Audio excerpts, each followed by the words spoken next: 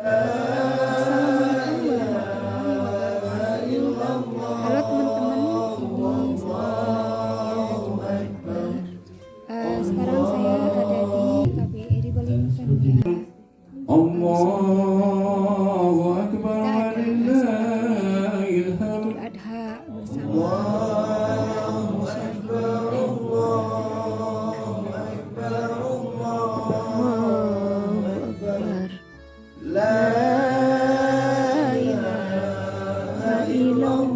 Sembelihan yang besar. Hadirin rahimakumullah, kisah ini adalah asal mula pelaksanaan ibadah kurban yang kita lakukan pada hari raya Idul Adha pada hari ini yang jatuh pada tanggal 10 Zulhijjah.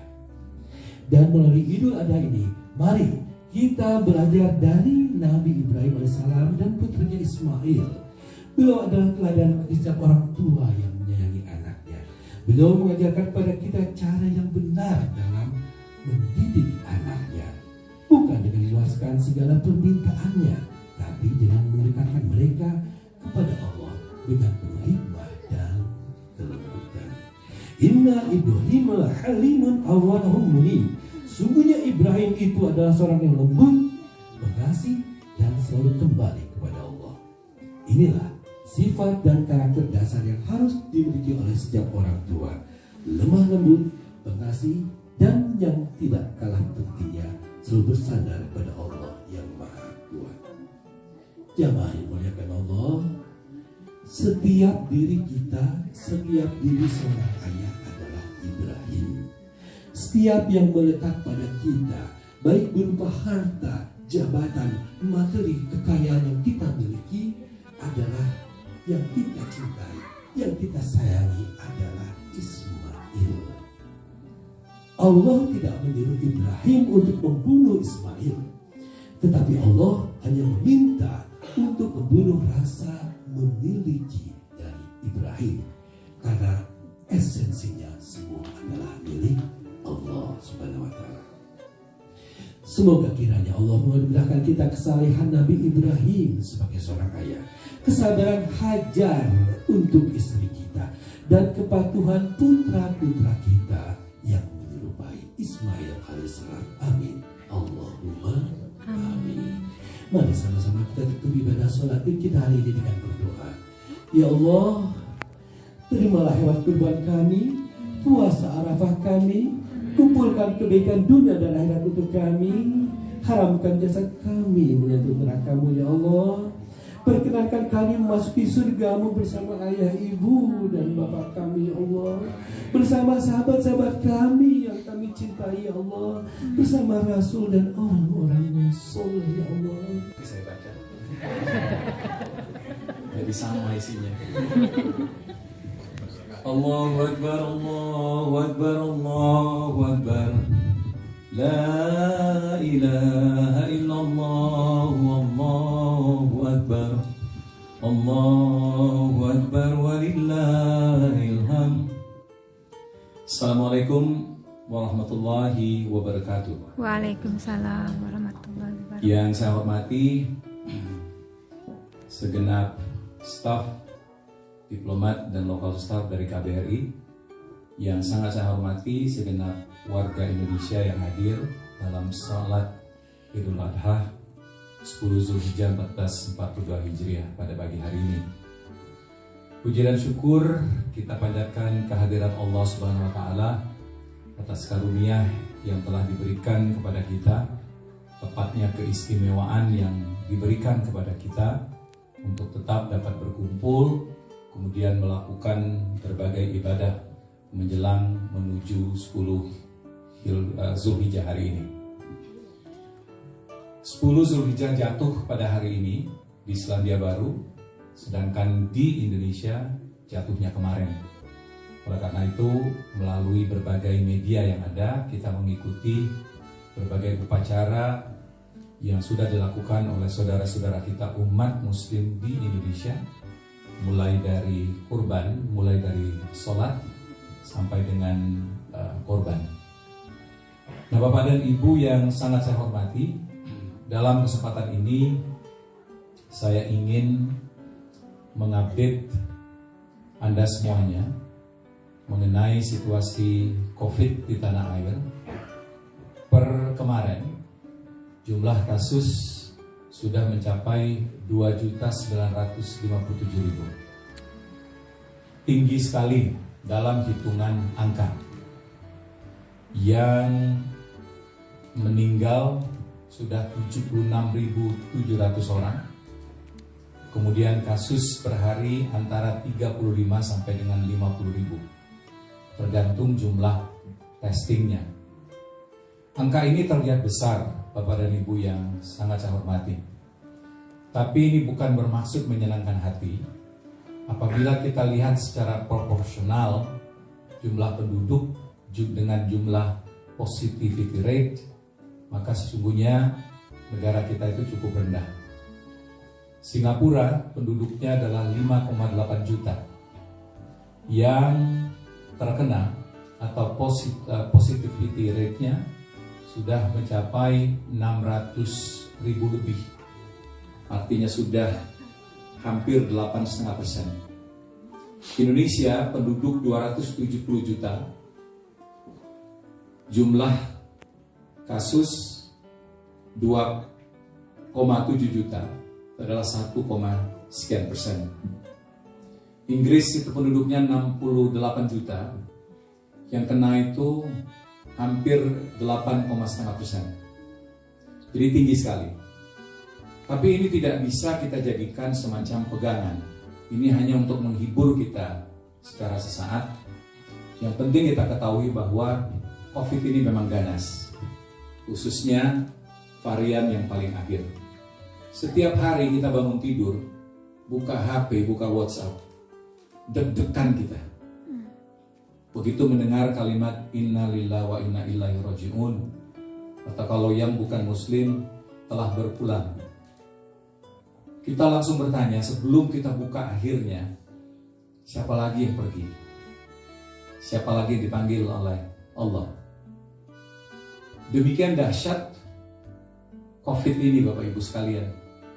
Di area tempat saya tinggal, di Bumi Bintaro Permai, di Tangerang Selatan, saya dapat update tadi malam, sudah 23 orang dalam satu kompleks.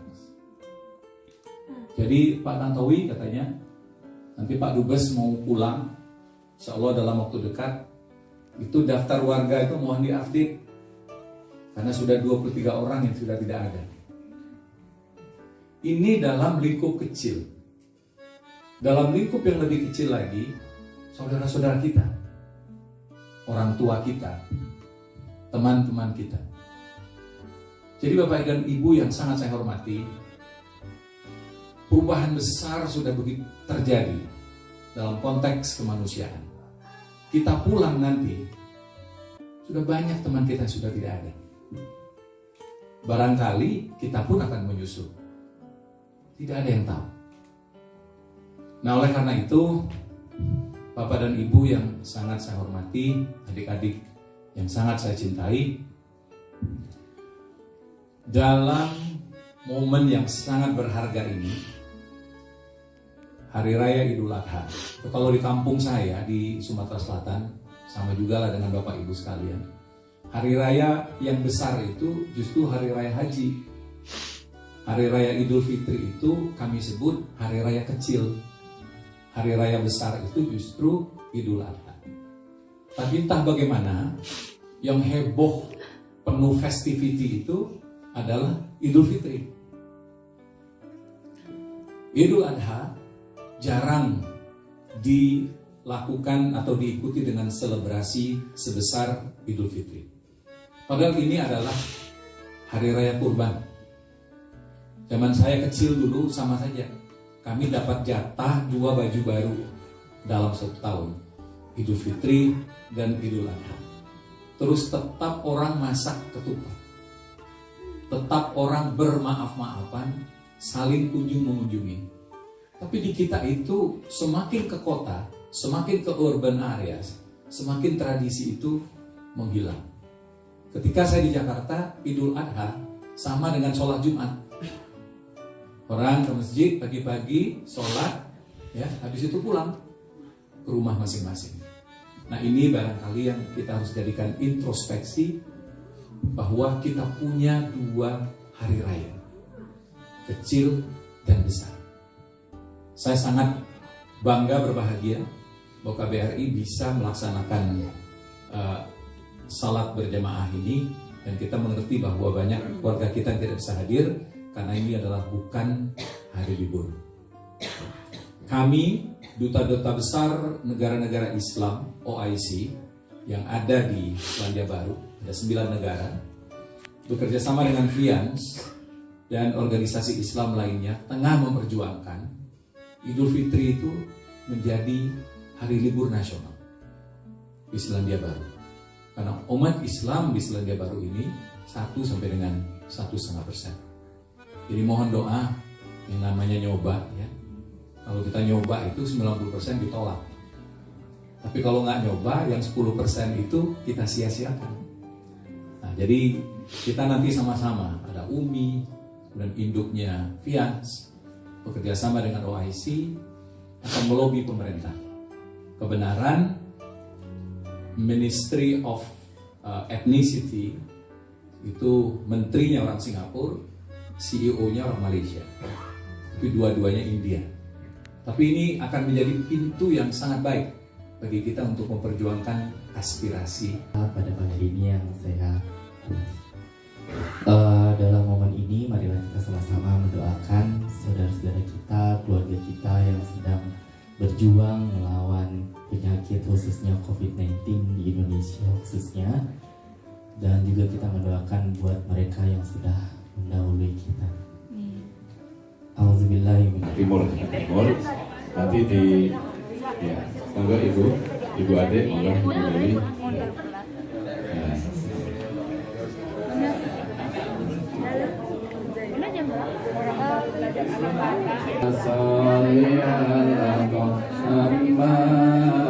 Ya Rabbi salli alaihi wa sallim. Rabbi salli alaihi wa sallim.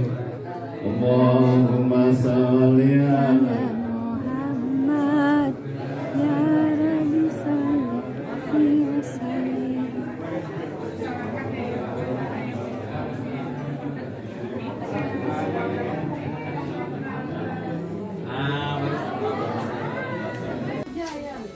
Terima kasih ya teman-teman. Iya, enggak. Jadi enggak kita Suasana saya agak benar. bukan Ramadan ini udah habis Mbak Budi. Jarak sosial. Berarti dari singkong dong ya. Wassalamualaikum warahmatullahi wabarakatuh. Enak banget. Wah.